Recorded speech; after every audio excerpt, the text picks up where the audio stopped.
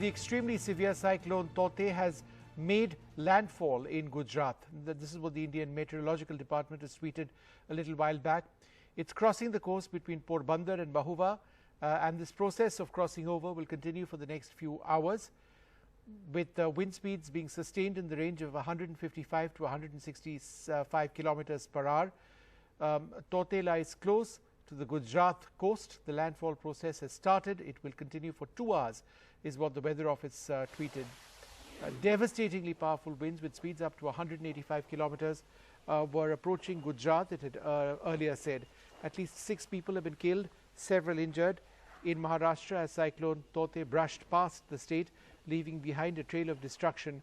8 people have died in the cyclone, affected coastal Karnataka as well. According to a report by the Karnataka State Disaster Management Authority, 121 villages in 7 districts of Dakshin Kannada, Udupi, Uttara Kannada, Kodagu, Chikkamangaluru, Hassan and Belagavi have been affected by the cyclone. In Mumbai, the cyclone triggered strong winds with the highest ever speed of 114 kilometers per hour. The city has been pummeled with heavy rainfall as well. Flight operations at the city's Chhatrapati Shivaji International Airport was halted for hours. The Bandra-Worli Sea Link also remained shut.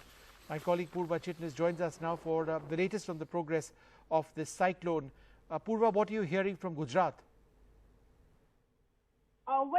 From what we understand is that the landfall process is on, and in fact it might take about 3 hours for the landfall to complete. And in fact, what we can also see, from the IMD, what we know is that there is an outer cloud band over Saurashtra. So the cyclone, the center of the cyclone, in fact, will cross Saurashtra, and the entire process of landfall will take about 3 hours. So yes, the cyclone has moved towards Gujarat, and the landfall process in fact has begun, and it will take about 3 hours. But as far as the impact of cyclone in Mumbai and Maharashtra is concerned, heavy rains in fact was observed in Maharashtra throughout, and in Maharashtra, if you can see, there were at least 6 people in the state who lost their lives, and 9 people have been injured.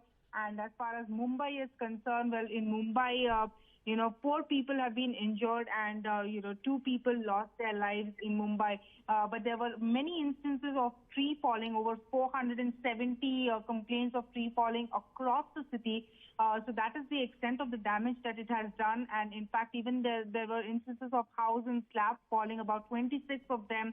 And, there were waterlogging at many places in Mumbai, especially the low-lying areas, and this is why there were traffic diversions. And the Bandra-Worli Sea Link, in fact, was suspended for traffic in the morning itself, because it's a cable suspension bridge over the sea. So that was suspended for traffic, and even the Mumbai airport was shut today from 11 a.m. and until 10 p.m. But the airport authorities have said that they are resuming the operations at the Mumbai airport, because now the cyclone has moved towards Gujarat. So the impact in Mumbai and Maharashtra, what we can see is the light rains will continue even tomorrow, is what is expected. But to what extent this cyclone is going to impact Gujarat, that needs to be seen, because it has, in fact, through the course of its journey, has impacted Goa, South Konkan, even Mumbai, and now we need to see what exact impact it will have on Gujarat when it actually meets that landfall. All right, thanks, Purva, very much for sharing those details. We'll be tracking that very, very closely.